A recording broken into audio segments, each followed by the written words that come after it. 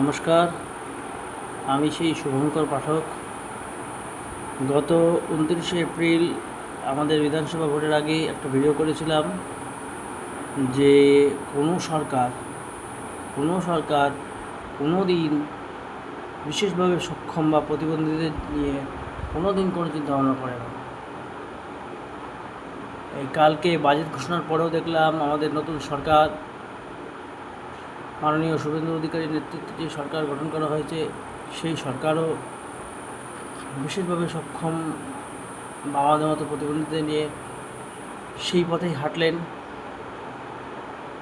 প্রত্যেকের ভাতা প্রায় দ্বিগুণ করে বাড়ল, প্রত্যেকের ডিএ বাড়ল, প্রত্যেকের রাজ্য সরকারের অন্তর্গত প্রত্যেক কর্মচারীর একটা একটা ভালো পরিমাণ টাকা বাড়ল। শুধুমাত্র দেখা গেল প্রতিবন্ধীদের ক্ষেত্রে 1000 টাকার ভাতা 1500 টাকা। এখন এখন এখন সাধারণ প্রশ্ন যে একজন সাধারণ গৃহবধূর থেকেও কি মানে প্রতিবন্ধীদের আর্থিক সক্ষমতা বেশি, যাদের অনুদানটাকে মাত্র 500 টাকা বাড়িয়ে ওই কোনোরকমভাবে বেঁচে থাকার একটা অভিশাপ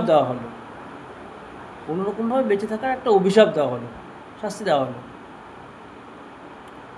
যাই হোক, কিছু বলার নেই। এখন বললেই তো আবার নানান প্রতিবাদ,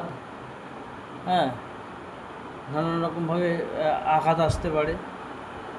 তবুও আমি তো দমার লোক নই, বা আমরা কোনো দিনই দমিনি। আমরা যবে থেকে আমাদের জ্ঞান এসছে তবে থেকে আমরা প্রতিনিধি সম্মেলনীর পক্ষ থেকে আমরা বিভিন্ন দাবি দাবা রেখে এসেছি। এখন হয়তো শারীরিক একটু সমস্যার জন্য বাইরে বেশি বেরোনো হয় না, তবু কালকে বাজেটে আমরা আশা করেছিলাম অন্তত ভাতাটা 1000 থেকে 2000 হবে, বা 3000ও হতে পারে। আমাদের তো মানুষের আশার তো শেষ নেই। কিন্তু দেখলাম সবারটা বাড়লো, শুধু প্রতিবন্ধীদেরটা বাড়লো না। অ্যাকচুয়ালি আমি আগেও বলেছিলাম যে আমাদের নিয়ে কোনো সরকার কোনো দিন কোনো কিছু ভাবেনি। খুব আশা করেছিলাম এই সরকারের কাছ থেকে, সেখান থেকেও হতাশ হলাম। কিচ্ছু করার নেই। বললাম কি যে আমাদের বেঁচে থাকার জন্য একটা ভাতামূলক অভিশাপ দেওয়া হলো 500 টাকা বাড়িয়ে, যে তোরা বেঁচে থাকবি ওই সো কল্ড রাস্তার কুকুরের মতো। ওই মালিক রুটিটা খেয়ে একটু খেতে ইচ্ছা করছে না, ছুটে ফেলে দিল। সেরকম অবস্থা আমাদের ভাতার পরিমাণ। আমাদের চাকরি বাকরির ক্ষেত্রে তো সেরকম কোনো সংরক্ষণ বাড়লই না, কিছুই বাড়লো না। মহিলাদের সংরক্ষণ বাড়লো, সে যাদের বাড়ে বাড়ুক, তা নিয়ে আমার আগেও প্রশ্ন ছিল না, এখনও প্রশ্ন নেই। বক্তব্যটা হচ্ছে আমাদের যেটা বাড়ার দরকার ছিল, বিশেষভাবে সক্ষম যারা, তারা কি অন্য উপায়ে আয় করতে সক্ষম? আমার একটা প্রশ্ন থাকলো সবার কাছে।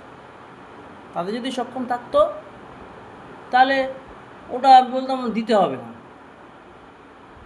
আপনি প্রত্যেক প্রতিবন্ধী ভাই বোনেদের যাদের কার্য করার একদম ক্ষমতা নেই, তাদের দিকটা চিন্তাভাবনা করুন। আপনি তো সবার জন্য ভাবলেন, মাননীয় বর্তমান মুখ্যমন্ত্রী, কিন্তু আমাদের দিকে আপনার চোখ বন্ধ হয়ে গেল। এটা দেখে খুব দুঃখ লাগছে।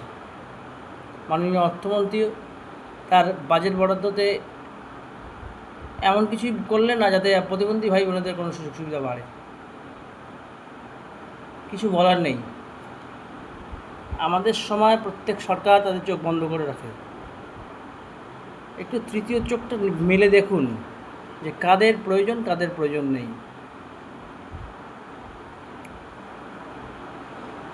কিছু বলার নেই। আবার বলবো, একটু মানবিক হন, একটু মানবিকতা দেখান। ধন্যবাদ। ভুল কিছু বললে নিজ গুণে ক্ষমা করে দেবেন।